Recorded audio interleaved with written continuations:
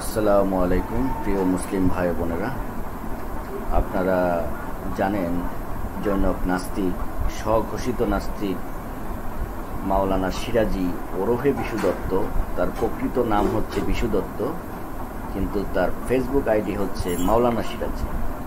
সে একজন প্রতারক, সে একজন ভণ্ড, সে একজন কোরআন বিকৃতিকারী এবং স্বঘোষিত নাস্তিক।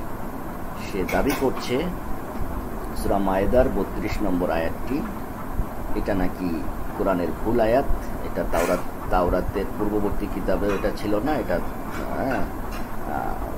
মানে তার যে দাবি, এই দাবিটা আসলে কতটুকু সত্য, এটা নাকি তালমুদের কিতাবের অংশ, এটা কোরআনে ভুলভাবে আসছে, ইত্যাদি ইত্যাদি। নাউজুবিল্লাহ।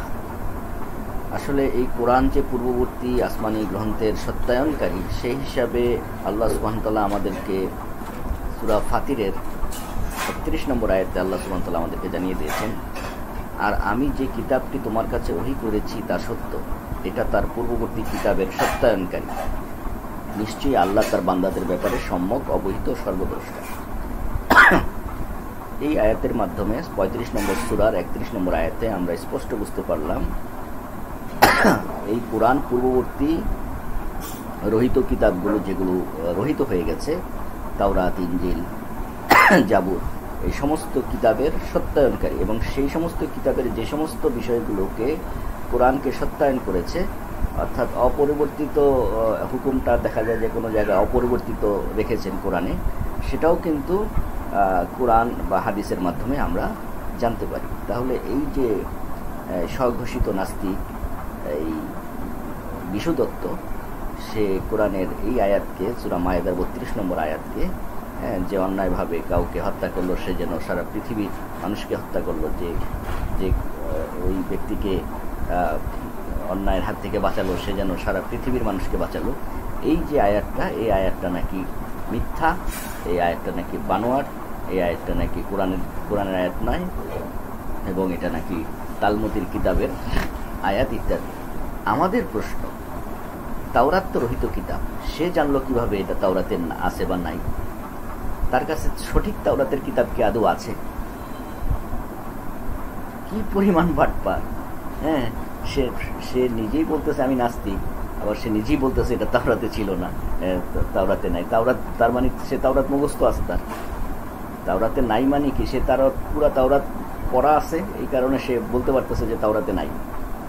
তাহলে সে তাওরাতের কিতাবটা তো আমাদেরকে, আমরা তো জানি যে পৃথিবীতে তাওরাতের সঠিক কোনো কিতাব এখন অবশিষ্ট নাই, সব বিকৃত হয়ে গেছে। এই সমস্ত ভণ্ড নাস্তিকদের থেকে সাবধান থাকে। এরা মূলত নাস্তিকও না, এরা বিশেষ সনাতনী গ্রুপ। তারা ইসলামকে ক্ষতিগ্রস্ত করার জন্য, কোরআন ও হাদিসকে প্রশ্নবিদ্ধ করার জন্য মাঠে নেমেছে। সবাই সচেতন থাকবেন। আসসালামু আলাইকুম ওয়া রাহমাতুল্লাহ। সন্দেহবাদী মানে সাধারণ পরিচয়, আপনার কোনো ডিটেলস জানতে যাব না, সাধারণ পরিচয়টা দিয়ে আপনি আপনার বক্তব্য শুরু করলে ভালো হয়। আমিও আমার পরিচয়টা দিয়ে আমার ধর্মীয় অবস্থান না থাকলে নাস্তিক কিনা সেটাও জানাই আমি কথা বলবো। জি, আমি কোনো ধর্মে বিশ্বাস রাখি না, আমি নাস্তিক, তো ধর্মের প্রতি আমার আস্থা নেই। তো আমি শুরু করি, এরকম কয়েক ডজন আপনাকে হাদিস দেখাতে পারবো যেটা আপনার যে তিনটা বিষয়ের বাইরে হত্যা করতে পারে কিনা। আপনি বলছেন সূরা মায়েদার ৩২ নম্বরে আসলে কোরআনে বলে নাই, কোরআন বলছে আমি বনি ইসরাইলদেরকে বলেছি, এটা তাওরাতে। আর আমাদের এখানে স্পেশালিস্ট আছে তাওরাদের, এটা তাওরাদের কোনো কথা না, এটা একটা মিথ্যা একটা কোড হচ্ছে, এটা তালমুদের কথা। যদি বলেন আমরা একেবারে তালমুদের খণ্ড লাইন দেখিয়ে দেব, এটা এখানেও ভুল, এই আয়াতটাই ভুল উঠছে কোরআনে। এটা কোনো তাওরাদের কথা নয়। বনি ইসরাইলদেরকে আল্লাহ বললে তাওরাতে বলবে, আল্লাহ তালমুদে বলবে না। তালমুদ কোনো আল্লাহর রচিত কোনো গ্রন্থ না, একেবারে টোটালি ভুল। যে একজনকে হত্যা করলে বারবারে মুসলমান